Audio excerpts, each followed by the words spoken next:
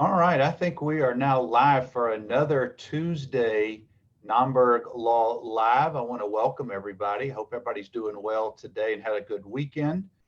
And I'm so very pleased to have Kathryn Ely with me today as my guest. And we're going to dive into some topics that are just really our current day-to-day issues, stress, and how to cope with those things. And Kathryn, I really appreciate you making some time today, and I hope you're having a good Tuesday thus far. I am. Thank you so much for having me. I'm super excited and thrilled to be talking with you today. Oh, absolutely, my pleasure. And as we do, hopefully some folks will chime in and may have questions along the way. But what we're going to dive into after I let Kathryn really introduce herself, because I did such a poor job of that just now, is we're going to talk about how to keep some sanity during our just crazy times right now. So, Kathryn, tell folks a little bit about yourself and your background, and then we'll just get started. Yeah, sure. Well, I have lived in Birmingham for most of my life, except when I was in law school in Tuscaloosa. So I used to be a practicing attorney for many years, went back to school at UAB to obtain my master's in clinical mental health in my mid 40s. Now I have my own private practice here in town, Empower Counseling and Coaching, where I really focus on anxiety. I'm advanced trained in acceptance commitment therapy for anxiety and depression. So I do a lot with anxiety and perfectionism. So I understand a lot about professionals and the stress and anxiety that professionals undergo on a regular basis in their jobs. And I do a lot with professionals and with those who are in college trying to find their way and figure out what they want to do with their lives. Well, but those are obviously very heady topics. That's a terrible pun, but they're very important topics historically, and even more so just given the what we're going through right now. It's an unprecedented times. The pandemic. None of us have ever lived through that. And there may be a couple of 105-year-olds out there in the world, but it's so different because everybody deals with it differently. Everybody has different personalities, backgrounds, situations.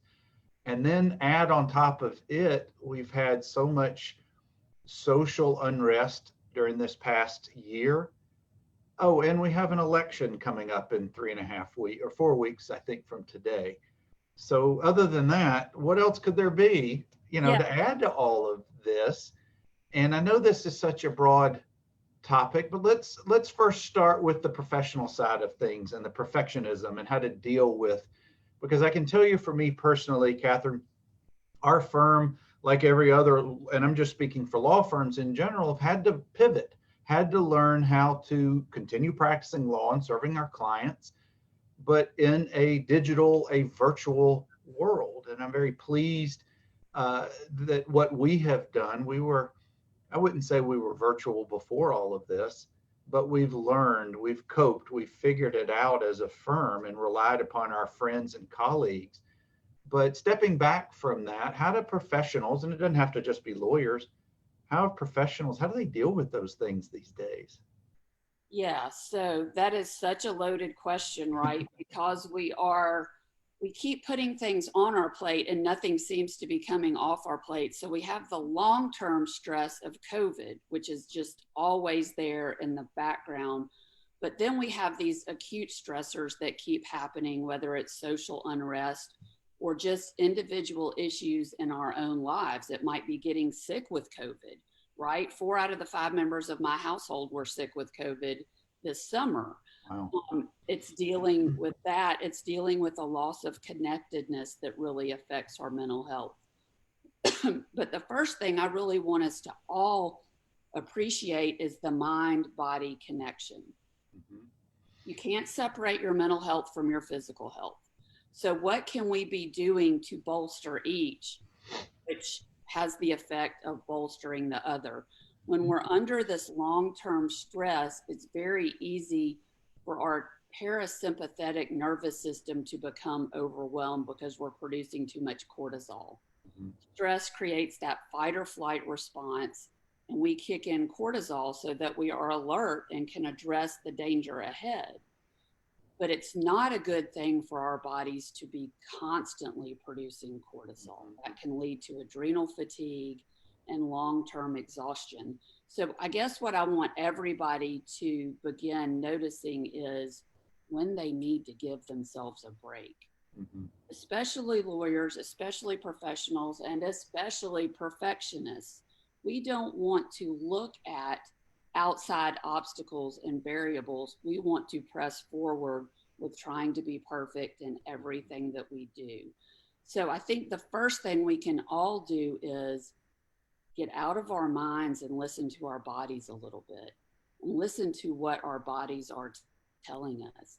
If we need a minute, take a minute to give the other side, the parasympathetic nervous system, a time to recuperate, repair, and just give ourselves a break. So that would be the first thing I would say is notice the mind body connection and really pay attention to the body. Well, let me ask you, and I don't want to talk over what you're sharing, and maybe you'll get to this, but if a person is a perfectionist and that's what drives them to succeed and that works for them to whatever extent it does, how do you go from hearing what you're saying to actually implementing, cutting yourself some slack, Okay, understanding? great question. Great question. 30% of our population are perfectionists. 80% of our gifted population are perfectionists. So those with 115 IQ and above that are somewhere in the gifted range are perfectionists. So I'm thinking a lot of people that watch this show are perfectionists, and there are several different things that we can do to. I'm a recovering perfectionist myself. There are several things that we can do to sort of pull away from perfectionism. One is to realize what that there's a myth about perfectionism. Mhm. We think that if we have perfectionistic standards for ourselves, that means we're going to achieve higher results. Mhm. That is not the case. We can be high achieving, but if we expect unattainable standards of ourselves, we are going to be critical of ourselves when we don't reach those standards. And that's more than likely going to lead to procrastination, a hit on our self esteem, and actually achieving less than if we lowered our standards a little, but also became process focused. This is huge for perfectionists, whether it's doctors, whether it's lawyers, whether you are in a different profession than that. What we tend to do as perfectionists is think if we think about something long enough, we can somehow control the results and get the exact results that we want. We do not pay attention to the great number of variables that intervene between our decision and our work and the actual outcome. Now, I can say a lot specifically about lawyers as I used to be a practicing lawyer. I live with a lawyer who manages his own law firm and is in litigation. We always have to stay two steps ahead of the other side, which leads us to staying in our minds, always being future thinking, and thinking we can control the outcome more than we can control. So, addressing your question, I would say to be process focused and to be value centered. Now, I'll first talk about being process focused. There's so much in law, in medicine, and in other professions. We are given so much pressure. There's so much pressure on us to obtain certain results. So it's very difficult to not be result oriented. But what I have found that really works with perfectionists is think about the result you want, set the goal that you want, reverse engineer the steps that it's going to take to get you that result. And once you reverse engineer those steps, simply focus on the steps every day and take the pressure of the result off of you.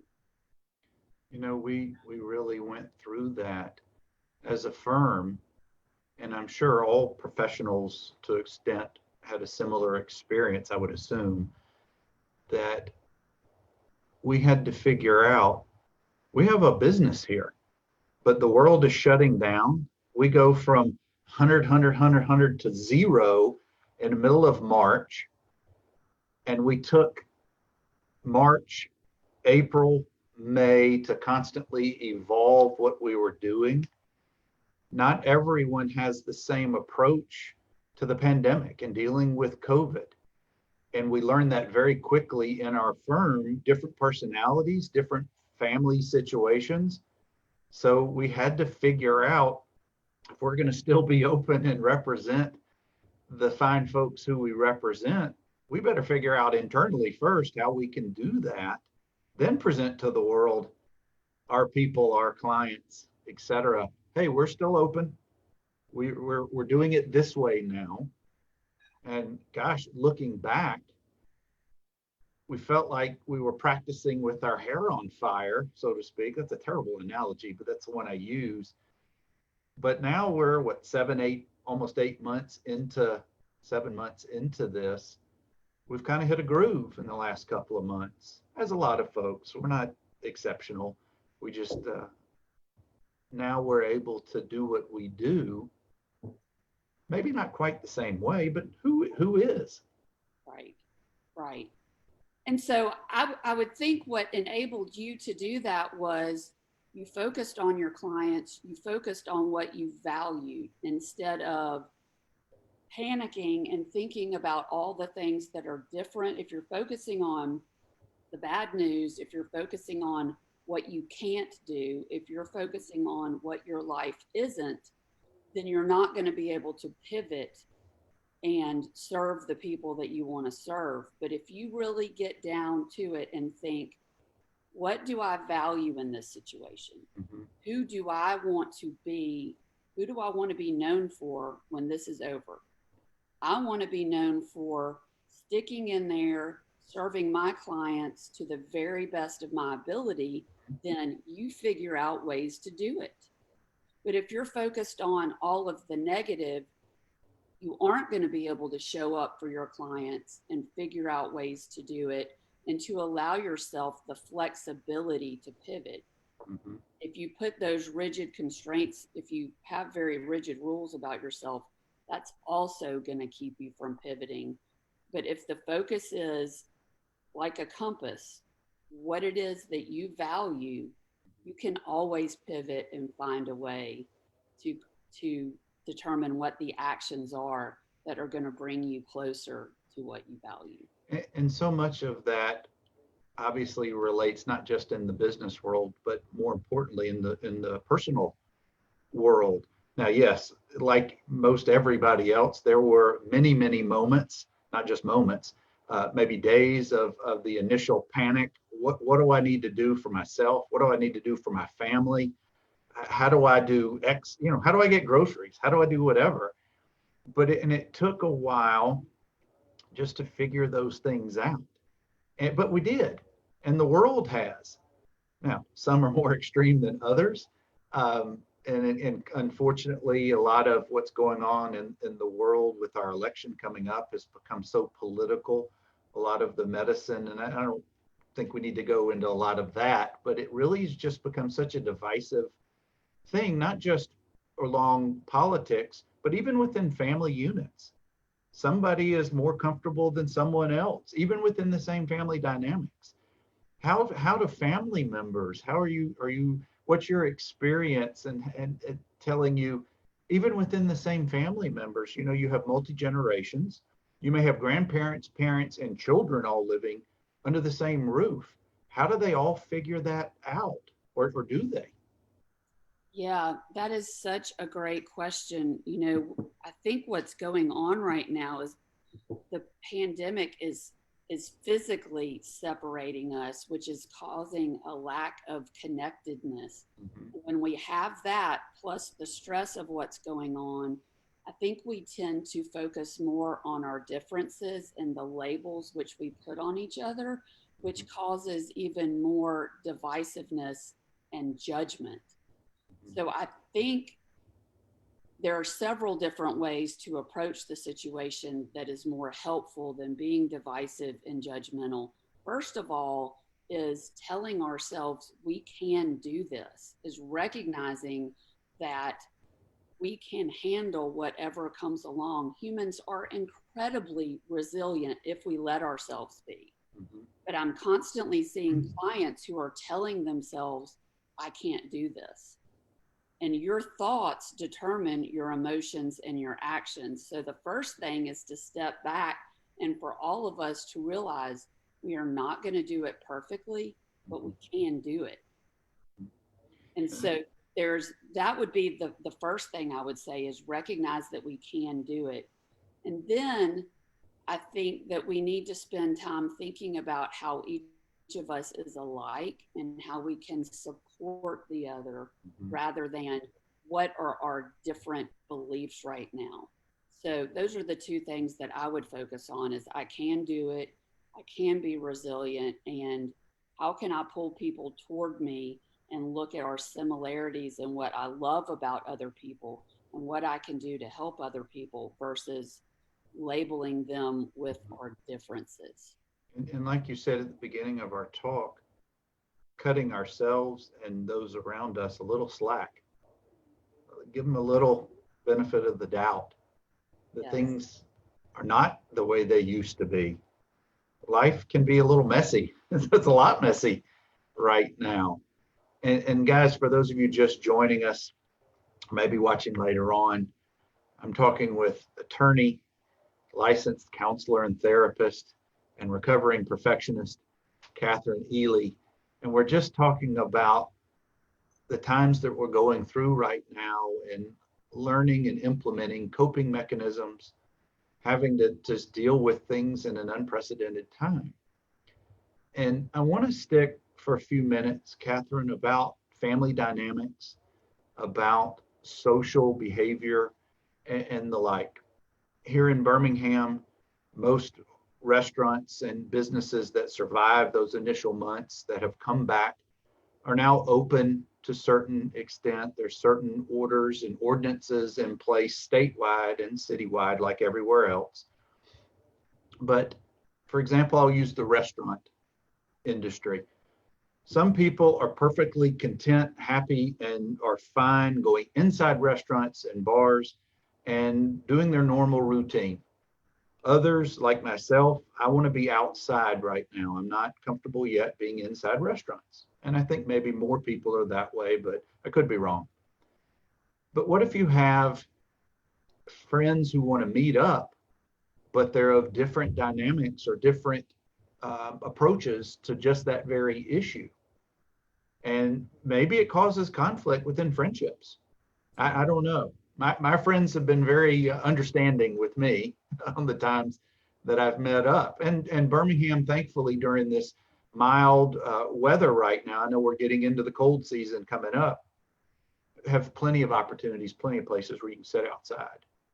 So how do you see those friendships, those relationships dealing with that issue within the social settings? Yeah, yeah. So I think approaching each other with a respectful curiosity and a lack of judgment is the way to go, along with just being honest about our own thoughts and feelings by sharing, look, this is where I am right now. I do not expect you to be in the same place. I respect exactly where you are, and I'm hoping that you can respect exactly where I am.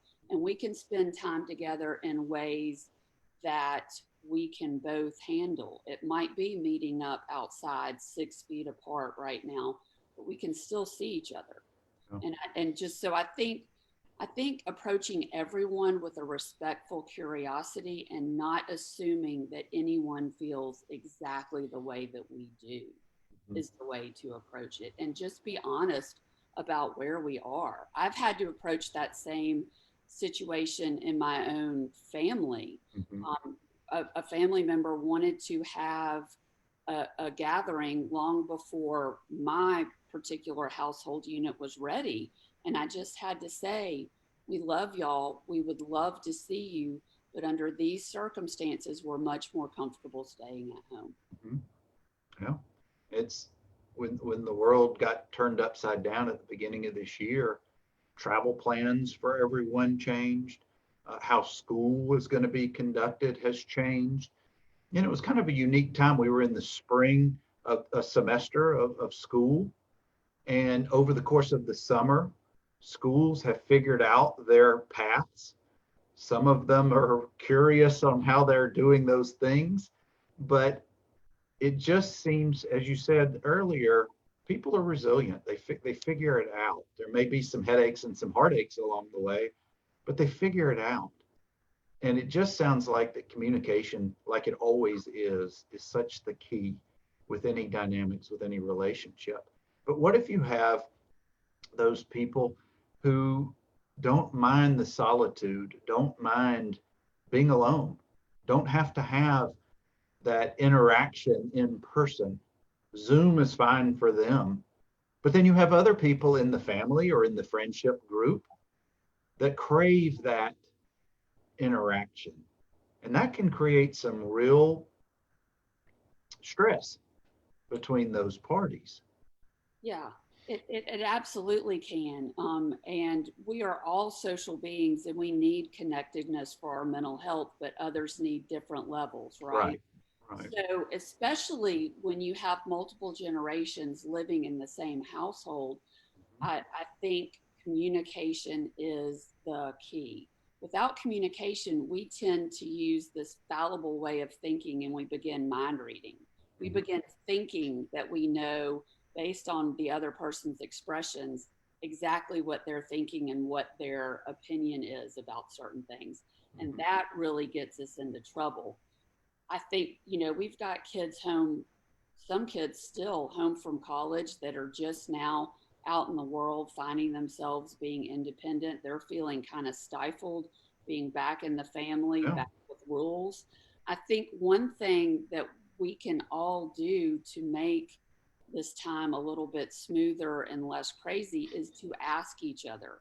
Instead of trying to control, trying to set too many boundaries on each other, is by asking each other, what can I do that might make your life easier right now? What do you need from me that you are not getting? And then also have a family meeting with everyone that's within the household and asking, what are your fears and worries? What do you need right now? What can we do for you? And that way, everybody has the opportunity to be on the same page and be supportive, even if you don't agree with everyone. What about you just triggered something in my mind.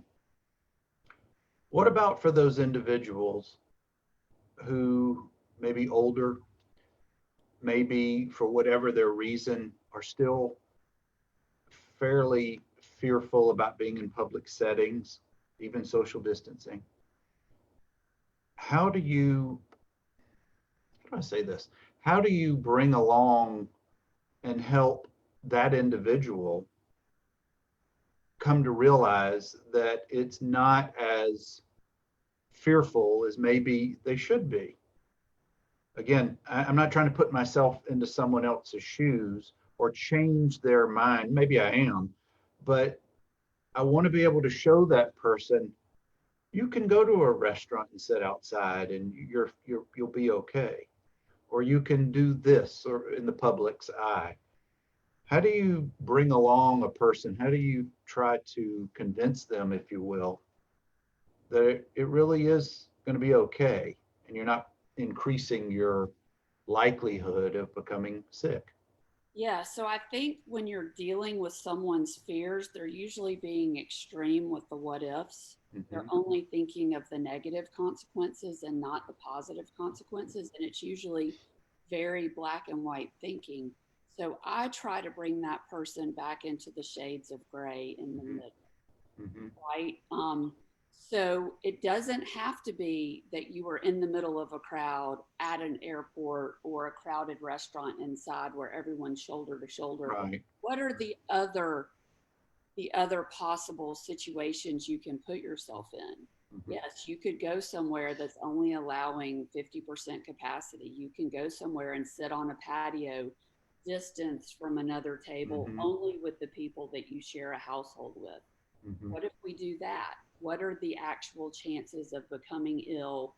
What are the positives that you can get from that experience? Yeah. So it's bringing that person in from the extreme all or nothing thinking to considering all of the possibilities and the logic of those So possibilities. just dipping a toe in instead of diving in Yes, exactly. mentality. Acknowledging their Yeah. fear, but also sort of, okay, I get that that's where you're thinking, but I'm going to bring the positive what ifs into the situation and all the different options we have available. I want to talk a little bit about dealing with the stress aspect. We all have different levels of stress. Some is much more harmful to your health than others. I think a little bit of stress and maybe focused in the right direction can actually be healthy at times, but we all deal with it differently. Gyms, workout facilities have been opening back up on different levels and different degrees. I'm still not one to want to go into where I'm a member and work out in one of those facilities, but I have figured out I basically bought some weights and a stationary bike and put it on my front porch and I work out there. I can still see the whole world, my world from my front windows. And I love to hike and bike and just get outdoors. But that's what works for me. It's not going to work for others or many. I guess what I'm asking is what are some coping techniques for different people dealing with stress, because we all need to keep it in control. Yeah, absolutely. I think there are some physical health issues that we can address that definitely keep the stress lower, like listening to your body and getting rest. Mhm. Exercise for sure. Don't think about what you can't do and what your limitations are. Think, what can I do? We've been working outside in our carport. Not only are you getting vitamin D, Mhm. but you're also increasing your endorphins right through the exercise. Mhm. Protect your sleep by having a routine. Mhm. Don't be scrolling and looking at your email right before you go to bed. The don't screen, watch don't watch TikTok videos right before you go to sleep. yeah, put the screens down, pick Yeah. up a book, get on a routine of going to bed at the same time, waking up at the same time. Mhm. Nutrition, 76% of Americans have gained up to 16 pounds so far since March due to COVID quarantining. I had a buddy call it he's gained COVID 19 pounds. I've definitely heard that, but it's now more than ever as you're increasing your stress, that increases inflammation in your body. Mhm. So your nutrition is super important now to your immunity and to your mental health. So eat foods that decrease inflammation: olive oil, leafy greens, tomatoes, nuts, berries. Decrease your intake of inflammatory foods, refined carbs, sugar, fried foods, processed meat, and dairy.